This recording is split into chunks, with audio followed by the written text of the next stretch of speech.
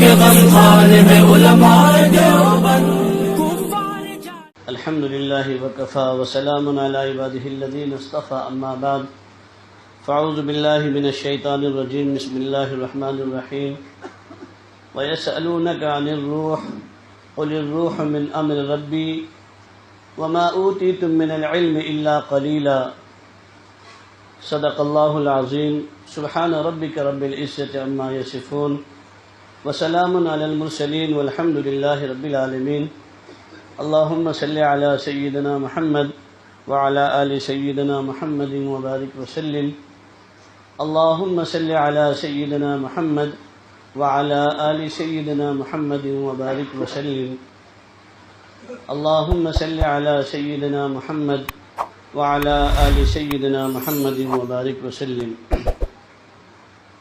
واجب الاحترام علماء کرام اور بزرگان محترم، ہم سب یہاں پر اس مقام پر جمع ہوتے ہیں صرف اور صرف اپنی اصلاح مقصود اور اپنے دلوں کے رخ کو صحیح کرنے کے لیے یہاں پر ہم سب کی حاضری ہوتی ہے. دوسری ہماری کوئی غرض نہیں ہے. اور ہمارے مشائخ بزرگان دین فرماتے ہیں کہ دیکھو، اسلام میں اصل میں کوانٹٹی مطلوب نہیں ہے، کوالٹی مطلوب ہے. 313 صحابہ تھے، کوالٹی والے تھے، تو اللہ کی مدد ان کے لیے فوری طور پر شامل حال ہو گئی. اور آج ہم سب کروڑوں کی تعداد میں ہیں، لیکن اس کے باوجود اللہ کی مدد ہمارے ساتھ میں شامل حال نہیں ہے. وجہ اس کی کیا ہے کہ ہم سب کے دلوں کا رخ جو ہے نا الگ پڑ چکا ہے، اور ہم سب کا دل بگڑ چکا ہے. اور بگڑے ہوئے دل کے اوپر اللہ کی مدد کبھی آیا نہیں کرتی.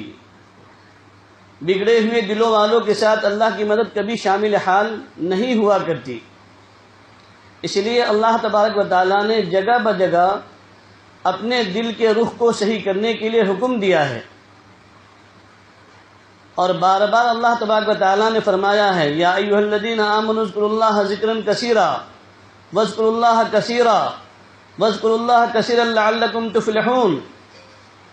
کیوں اتنا اللہ تبارک و تعالیٰ نے بار بار اس کا تذکرہ کیا؟ اس لیے کہ دوستو، اس دل کے بننے اور بگڑنے پر انسان کی جنت یا جہنم کا فیصلہ ہے. اگر انسان کا دل بن جاتا ہے تو جنت ہے، اور اگر یہ دل بگڑ گیا تو جہنم ہے. اس لیے ہم بارہا سنتے رہتے ہیں کہ آج جتنا بھی دنیا کے اندر بگاڑ ہے نا، وہ ہم سب کے دلوں کے بگاڑ کی وجہ سے بگاڑ ہے. اور چونکہ یہ ایمان والا اس دھرتی کا خلیفہ ہے، نائب ہے، اگر یہ مسلمان، اگر ایمان والے ہم سب صحیح ہو جائیں اور ہم سب کے دلوں کا رخ صحیح ہو جائے تو خدا کی قسم اللہ کی مدد شامل حال آج بھی ہو سکتی ہے، جیسے کہ صحابہ کرام کے ساتھ میں تھی. اور اسی کی محنت تمام مشائخ کرام، تمام اللہ والے آج بھی جو کر رہے ہیں، یہ اسی دل کی محنت ہے کہ اپنے دل کو بنا لو تو تم اللہ کو پالو گے. اور دل کا بننا ہی اصل یہ ضروری چیز ہے. اللہ کے نبی علیہ الصلوۃ والسلام خود فرماتے ہیں، لِكُلِّ شَيْءٍ سِقَالَةٌ وَسِقَالَةُ الْقُلُوبِ ذِكْرُ اللَّهِ، کہ ہر چیز کے لیے پالش ہوا کرتی ہے، اور دل کی پالش ہے نا، دل کا روغن، یہ اللہ کا ذکر ہے. جوتے گندے ہو جائیں، جوتے کی پالش ہے. کپڑے گندے ہو جائیں، اس کے لیے صابن کا استعمال ہے. بدن ہمارا میلا ہو جائے، اس کے لیے ہم صابن کا استعمال کرتے ہیں، غسل دیتے ہیں. لیکن جس ظاہر کے اوپر اللہ تبارک و تعالیٰ کی طرف سے کوئی مدد کا وعدہ نہیں ہے، آج ہر ایک انسان اس ظاہری جسم کو بنانے کے پیچھے تو پڑا ہوا ہے، لیکن جس باطن کے بنانے پر اللہ تبارک و تعالیٰ نے حکم دیا ہے کہ جب باطن بن جائے گا تو ہم تمہاری دنیا بھی اچھی بنا دیں گے اور آخرت بھی اچھی بنا دیں گے. کس کے بننے پر؟ دل کے بننے پر. اس لیے اللہ نے حکم دیا، الا من اتى الله بقلب سلیم، کہ منجا ہوا دل لاؤ، صاف ستھرا دل لاؤ. اس لیے کہ ہمارے یہاں دل کو دیکھا جائے گا، دل کو چیک کیا جائے گا. اگر اس کا دل صحیح معنوں میں ماں سوا کی محبت سے پاک نکلا غیر اللہ کی محبت سے پاک نکلا، اس دل کے اندر حسد نہ ہوگا، جس دل کے اندر کینہ، بغض، عداوت، دشمنی، حب جاہ، حب مال، اس ساری بیماریوں سے اس کا دل پاک ہوگا دوستو، اس دل کی قیمت اللہ تبارک و تعالیٰ کے یہاں لگائی جائے گی، ہے نا؟ اپنے وقت کے نبی حضرت ابراہیم علیہ السلام کو اللہ نے حکم دیا، اے ابراہیم علیہ السلام اپنے دل کو دھویا کرو۔ تو حضرت ابراہیم علیہ السلام نے فرمایا، باری تعالیٰ وہاں تو پانی نہیں پہنچتا، دل کو کیسے دھوئیں گے؟ باری تعالیٰ کی طرف سے حکم ہوا، اے ابراہیم یہ دل پانی سے نہیں دھلا کرتا، یہ دل تو میرے نام کی ضربے لگانے سے، میرے سامنے رونے دھونے سے یہ دل دھلے گا، پانی سے نہیں دھلتا، پالش سے اور صابن سے، ایکسل سے، ہے نا، ان چیزوں سے تمہارا دل نہیں دھلے گا، بلکہ میرے نام کی ضربے لگانے سے یہ تمہارا دل پاک ہوگا، صاف ہوگا۔ اسی لیے ہمارے حضرت پیر صاحب دامت برکاتہم فرماتے ہیں نا، نہ دنیا سے، نہ دولت سے، نہ گھر آباد کرنے سے، تسلی دل کو ہوتی ہے خدا کو یاد کرنے سے۔ تسکین کتنی وابستہ ہے تیرے نام کے ساتھ، نیند کانٹوں پہ بھی آ جاتی ہے آرام کے ساتھ۔ آپ کتنے بھی پریشان رہو، ٹینشن میں رہو، آپ آؤ وضو کر کے بیٹھ جاؤ مسجد کے کنارے میں اور اللہ اللہ اللہ اللہ اللہ اللہ کہنے لگ جاؤ، دیکھو آپ کے دل کے اندر کتنا اطمینان اور کتنا سکون آنا شروع ہو جائے گا۔ ایسا لگے گا کہ بس ڈائریکٹ میرا کانٹیکٹ اللہ تبارک و تعالیٰ کے ساتھ میں ہو گیا۔ کیوں؟ اس لیے کہ اللہ کے نام کے اندر وہ برکت ہے، اللہ کے ذکر میں ایسی برکت ہے۔ اسی لیے تو اللہ تبارک و تعالیٰ نے اپنے نام کے بارے میں یہ نہیں فرمایا کہ تم کتنا ذکر کرو، بلکہ فرمایا اذکر اللہ ذکرا کثیرا، ذکر کثیر کرو۔ اور تمام مشائخ اللہ والے فرماتے ہیں کہ بھائی اس کی کوئی قید نہیں ہے، لیکن چونکہ انسان کی کیپیسٹی، انسان کی صلاحیت اس قابل آج نہیں ہے کہ اس کو ایک ہی وقت میں بیت ہوتے ہی یا تصوف میں داخل ہوتے ہی اس کو فوراً 1000 مرتبہ یا 5000 مرتبہ کا ذکر دے دیا جائے۔ وہ اس وقت کے ویسے مشائخ بھی ہوتے تھے، ویسے ان کے مریدین اور سالکین بھی ہوتے تھے۔ حضرت جی مولانا انعام الحسن صاحب رحمۃ اللہ علیہ اور حضرت جی مولانا یوسف صاحب رحمۃ اللہ علیہ کو دونوں کے ایک ہی وقت میں حضرت شیخ زکریا رحمۃ اللہ علیہ کے حکم پر جب انہوں نے ڈانٹا دونوں کو کہ کیا تم اپنے چچا جان سے اب تک بیت نہیں ہوئے ہو، تو انہوں نے کہا کہ نہیں بیت نہیں ہوئے ہیں۔ فوراً کہا کہ ٹھیک ہے جاؤ غسل کر کے آؤ، میں آج اپنے چچا جان سے یعنی حضرت مولانا الیاس صاحب رحمۃ اللہ علیہ سے تم دونوں کو بیعت کراتا ہوں۔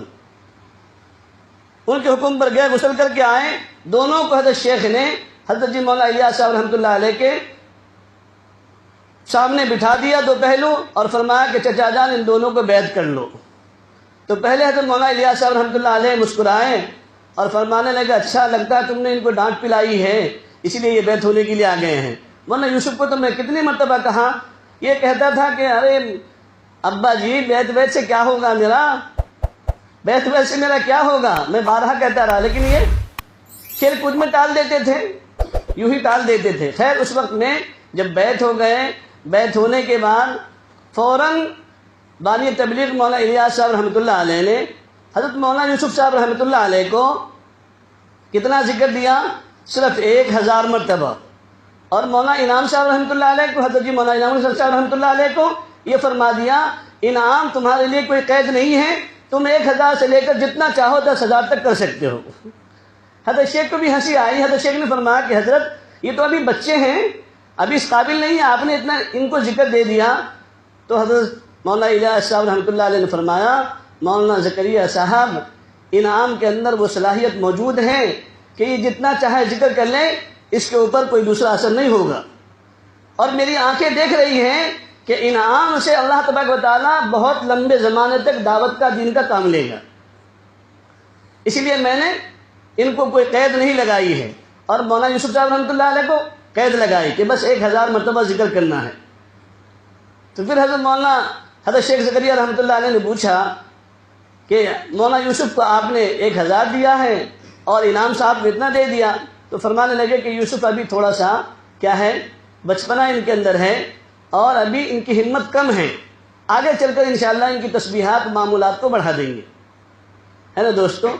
تو ویسے عاشق تھے اور ویسے باصلاحیت کیپیسٹی والے لوگ تھے، آج تو ہماری یہ صرف 6 تسبیح بھی نہیں ہوتی، 200 مرتبہ لا الہ الا اللہ، 200 مرتبہ الا اللہ، 200 مرتبہ اللہ اللہ اور 100 مرتبہ اللہ اللہ، بلکہ اب تو ہمارے مشائخ فرما رہے ہیں کہ بیعت کرنے کے بعد اپنے سالکین کو کوئی تسبیح مت دو، صرف 3 تسبیح دو صبح اور شام والی بس، اور 40 دن تک جب تک کہ وہ اس تسبیحات کی پابندی نہ کر لیں اگلی تسبیح مت بڑھاؤ۔ اگر ایک دن میں ناغہ ہو گیا ہے پھر ریپیٹ کرے وہ شروع سے۔ جیسے کفارے کے روزے کا مسئلہ ہے نا کہ اگر اس کے اوپر کفارہ لازم ہو گیا، اب اس کو روزہ رکھنا ہے تو لگاتار 2 مہینے کے روزہ رکھے گا وہ، بیچ میں اگر ایک روزہ بھی چھوٹ گیا پھر لگاتار 80 دوبارہ 2 مہینے کے روزے۔ ایسے ہی ہمارے مشائخ فرماتے ہیں کہ 40 دن تک اس کو آنے والے سالکین مریدین کو صرف 3 تسبیحات ہی دو۔ اگر یہ 3 تسبیحات پر پابندی کرنے والا بن گیا اور ایک روز بھی اگر اس کی تسبیح نہیں چھوٹی، اس کا مطلب یہ ہے کہ اس کو اللہ کے ذکر سے شغف ہے، محبت ہے اور تعلق ہے، اللہ سے اس کو عشق ہے نا، یہ اللہ کا قرب حاصل کرنا چاہتا ہے۔ ورنہ آج کیا ہے، بس ایک رسمی طور پر بیعت ہو گئے، برکت کے لیے لوگ بیعت ہوتے ہیں کہ میں بیعت ہو جاؤں گا تو میری بیماری دور ہو جائے گی، میرے کام میں برکت آ جائے گی۔ بیعت برکت کے لیے نہیں دوستو، بیعت تو یہ سنت ہے، اور بیعت اس لیے ہے کہ اپنی اصلاح فرض ہے نا۔ ہاں، تو اس لیے ہم اس چیز کو جو ہے نا مد نظر رکھیں کہ اپنے معمولات کی پابندی کا اہتمام بہت زیادہ کریں۔ 3 تسبیحات کی پابندی نہایت ضروری ہے۔ اسی لیے چشتیہ کے اندر تو خاص طور سے یہ 3 تسبیح مکمل طور پر ہی دی جاتی ہے، صبح شام کی 3 تسبیح کو کسی بھی درجے میں کرنا ہی ہے۔ اب ہمارا اصل میں ایک حیلہ بہانہ جو شیطان ہتھ کنڈا لگاتا ہے نا، وہ شیطان یہ کہتا ہے کہ بھئی صبح میں تعلیم کا وقت ہے تو تسبیح کب کرے گا، شام کے عصر کے وقت میں گشت کا وقت ہے، کبھی خصوصی گشت ہے یا جماعت میں ہے تو تسبیح کیسے پوری ہوگی؟ بھائی دیکھو، کرنے والے سب کر لیتے ہیں، وہ تسبیح بھی کرتے ہیں، گشت بھی کرتے ہیں، ملاقات بھی کرتے ہیں، ہے نا، سارے معمولات کی پابندی کر لیتے ہیں۔ حضرت مولانا انعام صاحب رحمۃ اللہ علیہ سے کسی شخص نے سوال کیا تھا، پوچھا تھا کہ حضرت ہماری تسبیحات کی پابندی نہیں ہو پاتی، آپ سے ہم بیعت ہو گئے ہیں، آپ نے تسبیحات دے دی ہے لیکن ہماری پابندی نہیں ہو پاتی، ہم کیا کریں؟ فرمایا کون سی تسبیح نہیں ہوتی؟ کہ فجر کے بعد تعلیم رہتی ہے، فجر کے بعد کی تسبیح نہیں ہو پاتی۔ کہا تعلیم کب تک رہتی ہے؟ کہ فلاں وقت تک۔ اس کے بعد کہ کبھی ملاقات رہتی ہے۔ ٹھیک ہے، حضرت نے فرمایا فجر کی نماز سے پہلے کون سی تعلیم ہے؟ فجر کی نماز سے پہلے کون سی تعلیم ہے؟ فجر کی نماز سے پہلے کون سی ملاقات ہے، خصوصی، عمومی؟ تو خاموش۔ حضرت نے فرمایا، حضرت جی مولانا انعام صاحب رحمۃ اللہ علیہ نے، کہ دیکھو بھائی، دعوت کے کام کرنے والوں کے لیے تہجد فرض کے درجے میں ہے۔ تم اگر تہجد میں اٹھ جاؤ گے، تہجد بھی ہو جائے گی اور تسبیحات بھی پوری ہو جائے گی۔ جب تم ان معمولات کی پابندی کر کے کسی فرد سے، کسی اپنے ایمان والے بھائی سے ملاقات کے لیے جاؤ گے تو ان معمولات کا اثر اس بھائی کے اوپر پڑے گا۔ سمجھ گئے؟ حضرت نے فرمایا، یہ فرمایا چلو اگر اس وقت میں بھی نہیں ہوا، تم تہجد میں بھی نہیں اٹھ سکے، اذان پہ تو اٹھ جاؤ، آدھا گھنٹہ پون گھنٹہ رہتا ہے اذان اور جماعت میں، ہے نا۔ اپنے یہاں 20 منٹ کا یا آدھا گھنٹے کا فرق ہے، لیکن یو پی کے اندر آج بھی پون گھنٹہ پہلے فجر کی اذان ہوتی ہے۔ بنگلے والی مسجد کے اندر بھی آج بھی پون گھنٹہ پہلے اذان ہوتی ہے فجر کی۔ تو حضرت نے فرمایا کہ بھائی پون گھنٹہ پہلے اذان ہو رہی ہے، آپ اٹھ جاؤ اذان پر کم سے کم، فوراً فارغ ہو، وضو کر لو، 2 رکعت سنت پڑھو، 20 منٹ لگیں گے آپ کو فارغ ہونے میں، وضو کرنے میں، پھر بھی 20 منٹ کا وقفہ آپ کو ملے گا۔ اور 3 تسبیح پورا کرنے کا کتنا وقت؟ مشکل سے 10 منٹ، اتنے میں تو ہو جائے گی نا۔ کتنا بھی خضوع سے پڑھنے والا اور تسبیح کو پورا کرنے والا انسان ہوگا تو وہ 10 منٹ میں پوری کر لے گا۔ حضرت نے فرمایا چلو یہ بھی نہیں ہوتا تو جب دکان پر جا رہے، دکان پہ بیٹھے بیٹھے یکسوئی کے ساتھ میں وہاں کر لو۔ اگر اس وقت تک بھی نہیں کر سکتے تو اپنے نفس کو اس کا پابند بنا لو کہ جب تک کہ میری صبح کی تسبیح پوری نہیں ہوگی میں دوپہر کا کھانا نہیں کھاؤں گا، میں دوپہر کا کھانا نہیں کھاؤں گا۔ کیا آج ہم کر سکتے ہیں اپنے نفس کو اتنا قابو میں؟ بس اللہ مل جاتا ہے دوستو، 2 قدم پر اللہ ہے۔ حضرت باعث بستامی رحمۃ اللہ علیہ سے پوچھا کسی نے کہ اللہ کہاں ملے گا؟ فرمایا 2 قدم پر ہے۔ کہا 2 قدم کیا مطلب، کیا مراد؟ فرمایا کہ بھائی دیکھو، ایک قدم اپنے نفس پر رکھو، دوسرا قدم اللہ تک تمہارا پڑ جائے گا، یعنی دوسرے قدم پر تم اللہ کے پاس چلے جاؤ گے، اللہ کا قرب مل جائے گا۔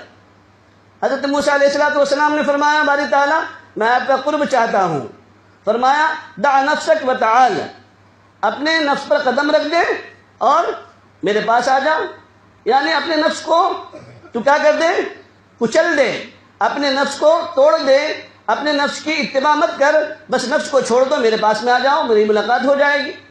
اصل میں جو ہمارا یہ نفس ہے نا، یہ سب سے بڑا گھرو گھنٹال ہے۔ ہمارے حضرت پیر صاحب فرماتے ہیں کہ دیکھو اس لیے دو عالم ہے، ایک عالم امر ہے، ایک عالم خلق ہے۔ عالم خلق اس کو کہتے ہیں کہ جس کا تعلق تدریج بتدریج ہوتا ہو۔ عالم خلق کا تعلق انسان کے جسم سے ہے، عالم خلق کا تعلق دنیا کی جتنی جو ہے نا پیداوار ہیں، ان تمام کا تعلق عالم خلق سے ہے نا، اور عالم امر کا تعلق کس سے ہے؟ ڈائریکٹ اللہ تبارک و تعالیٰ کے امر سے ہے، کن ہو جا فیکن، بس وہ چیز ہو جاتی ہے۔ اب عالم امر کا تعلق یہ کس سے ہے؟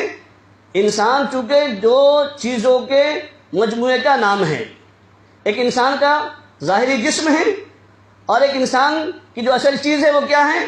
روح ہے۔ لیکن جسم کے بننے پر انسان کو جنت یا دوزخ کا وعدہ نہیں ہے، روح کے بننے پر جنت یا جہنم کا وعدہ ہے۔ تو ہمارے حضرت فرماتے ہیں کہ دو عالم ہیں، عالم خلق اور عالم امر۔ عالم خلق کا تعلق جسم سے ہے اور عالم امر کا تعلق کس سے ہے؟ اللہ کے امر سے ہے، یعنی عالم امر سے جو چیز بنی ہے وہ ہماری روح ہے۔ امر سے کیا کیا چیز ہے؟ فرشتے ہے، عرش ہے، کرسی ہے، لوح و قلم ہے، یہ ساری چیزیں امر سے ہے، اللہ تبارک و تعالیٰ کے امر سے۔ اور عالم خلق کا تعلق یہ کھیتی باڑی ہے، جتنی پیداوار چیزیں ہیں، ان سب سے عالم خلق کا تعلق ہے۔ انسان چونکہ ماں کے پیٹ میں 9 مہینے 9 دن رہتا ہے، پھر پیدا ہوتا ہے، پھر 2.5 سال تک 2 سال تک ماں کا دودھ پیتا ہے، اور اس کے بعد میں وہ آہستہ آہستہ چلتے چلتے پھر وہ نوجوان ہوتا ہے، یہاں تک کہ 32 سال کے اندر اس کی اصل شبابیت والی جوانی چڑھ جاتی ہے، آ جاتی ہے نا۔ تو ہمارے پیر صاحب دامت برکاتہم فرماتے ہیں کہ تمہارے نفس کی مثال ایسے ہی ہے جیسے کہ دودھ پیتا بچہ۔ اگر دودھ پیتا بچہ ہے، جب ماں اس کا دودھ چھڑاتی ہے تو کیا کرتا ہے؟ وہ روتا ہے کہ نہیں روتا ہے؟ اگر ماں اس جذبے میں، اس پیار میں، اس محبت میں کہ نہیں میرے بیٹے کو دودھ چھڑانے پر میرا بیٹا رو رہا ہے، چلو دوبارہ اپنی سینے سے لگا لوں، دوبارہ دودھ دے دوں، بتاؤ کبھی وہ 6-7 سال تک دودھ چھوڑے گا؟ چھوڑے گا کیا؟ نہیں چھوڑے گا۔ بچہ چونکہ وہ عادی رہے گا اور ماں رونے پر فوراً اپنے سینے سے لگائے گی تو وہ بچہ کبھی دودھ 6-7 سال تک 5 سال تک بھی نہیں چھوڑے گا۔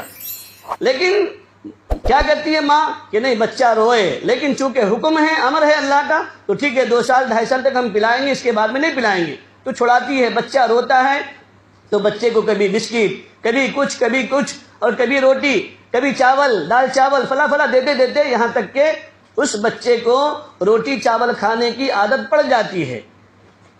ایسے ہی فرمایا ہمارے حضرت پیر صاحب دامت برکاتہم فرماتے ہیں کہ ایسے تمہارا یہ نفس ہے، جب تک کہ تم اس کو نہیں کچلو گے، نہیں دباؤ گے، اس وقت تک کہ تمہارا یہ نفس پنپتا رہے گا۔ اور جیسے ایک بچہ دودھ کے چھوڑنے پر روتا ہے، تمہارا نفس بھی اس پر کیا کرے گا؟ تمہیں ابھارے گا، اس لیے کہ نفس کی عادت ہے لذتیں حاصل کرنے کی، اس لیے کہ انسان کو دنیا میں زندگی گزارنا ہے، تو زندگی گزارنے کے لیے انسان کو لہو و لعب چاہیے، عیش پرستی کی چیز چاہیے، اور دنیا کے رنگ رنگیلیوں میں اس کو اچھا لگتا ہے، اس کے دل کو ہے نا بھاتا ہے، اور اگر وہیں پر نفس کے خلاف کوئی بات آئی تو پھر انسان کو وہ چیز بری لگتی ہے۔ تو فرمایا کہ اس لیے انسان کو چاہیے کہ اپنے نفس کو کچل دے، جیسے انسان اپنے نفس کو کچلتا ہے اللہ کا قرب اس کو حاصل ہو جاتا ہے نا۔ ہمارے پیر صاحب فرماتے کہ دیکھو جسم کی مثال کیسی ہے؟ ایک مکان، یہ جسم ہے، لیکن مکی جو ہے وہ کون ہے؟ رہنے والے انسان ہیں۔ تو ایسے ہی جو ہماری جو یہ روح ہے، یہ جسم ہمارا مثال کے طور پر کہ یہ ایک سوار ہے، ایک سواری ہے، اور اس پر جو انسان چڑھ کر کے جاتا ہے اس کو کیا کہتے ہیں؟ سوار کہتے ہیں، ہے نا۔ ایسے ہی ہمارا یہ جسم مثل سواری کے ہے اور ہماری روح یہ مثل سوار کے ہے۔ جسم ہوگا روح نہیں ہوگی تو اس جسم کا کوئی فائدہ نہیں ہے۔ اچھا آپ نے دیکھا کہ جیسے انسان کی روح نکل جاتی ہے تو پھر انسان اب اس کا نام لینا بھی گوارا نہیں کرتا، وہ یہ نہیں کہتا بھائی اسلم بھائی کی میت کو کب نہلائیں گے، فلاں بھائی کی میت کو کب نہلائیں گے، انسان یہ نہیں کہتا، بلکہ یہ پوچھتا ہے بھئی میت کب اٹھائی جائے گی، میت کو کب نہلائیں گے، میت کی نماز جنازہ کب پڑھی جائے گی، فوراً اس کا کٹ آؤٹ ہو جاتا ہے کہ نہیں ہو جاتا ہے؟ وجہ اس کی کیا ہے؟ اس لیے کہ جو اصل اس کے اندر حرکت کرنے والی چیز تھی وہ روح تھی، اب روح نکل گیا تو اس کا جسم جو ہے نا بے حقیقت بے جان چیز ہے۔ روح کی جسم کی کوئی اللہ کے سامنے حقیقت نہیں ہے، اصل جو قیمت ہے وہ اس کے روح کی ہے۔ اور جب ہماری روح بن جائے گی دوستوں تو پھر کیا ہے؟ ہماری روح بن جائے گی تو ہماری دنیا بھی بن جائے گی اور ہماری آخرت بھی بن جائے گی۔ اچھا دیکھیں اللہ تبارک و تعالیٰ نے کیا فرمایا کہ انسان کا جو اصل دشمن ہے یہ کون ہے؟ ان الشیطان عدو مبین لکم عدو مبین، ہے نا، الم اعہد الیکم یا بنی آدم اللہ تعبدوا الشیطان انہ لکم عدو مبین، اللہ نے خود فرمایا ہے۔ لیکن اللہ تبارک و تعالیٰ نے ایک جگہ یہ بھی فرمایا قرآن کریم کے اندر کہ ان کیدکن عظیم، جب نفس کی باری آئی تو اللہ تبارک و تعالیٰ نے وہاں پر عظیم کا لفظ فرمایا، اور جہاں شیطان کے بارے میں اللہ نے حکم دیا تو یہ فرمایا ان کید الشیطان کان ضعیفا، کہ جو تمہارا شیطان ہے نا یہ تمہارا دشمن ہے، یہ باہر کا دوست ہے، باہر کا تمہارا دوست ہے، اور جو تمہارے اندر کا دوست ہے یہ تمہارا نفس ہے، جو تمہارے اندر کا دوست ہے یہ تمہارا نفس ہے، لیکن یہ جو تمہارا نفس ہے یہ اس شیطان سے بڑا تمہارا دشمن ہے۔ ان کیدکن عظیم فرمایا اللہ نے قرآن کریم کے اندر، عظیم کا لفظ، کہ یہ بڑا گھرو گھنٹال ہے۔ شیطان کی تمام محنتیں کمزور پڑ سکتی ہے لیکن تمہارا نفس کی جو محنت ہے یہ کمزور نہیں پڑتی، اسی لیے اللہ نے نفس کی جگہ پر عظیم کا لفظ استعمال کیا ہے اور شیطان کے لیے ضعیف کا لفظ استعمال کیا ہے کہ اگر انسان اپنے نفس کو کنٹرول میں کر لے تو شیطان خود بخود کنٹرول میں ہو جاتا ہے، بلکہ شیطان خود بخود وہاں سے دور چلا جاتا ہے۔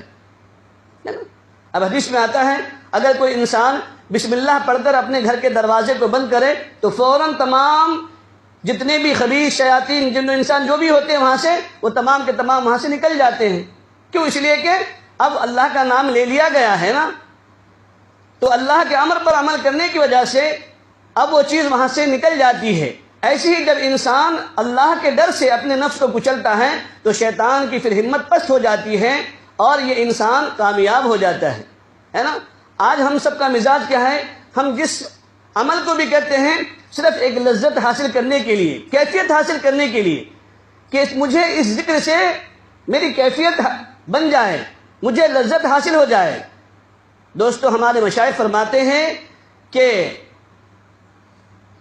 چاہے وہ ذکر و اذکار ہو یا تلاوت قرآن ہو، یہ جتنی بھی چیزیں ہیں نا، جتنے اعمال ہیں، یہ لذت حاصل کرنے کے لیے نہیں ہے۔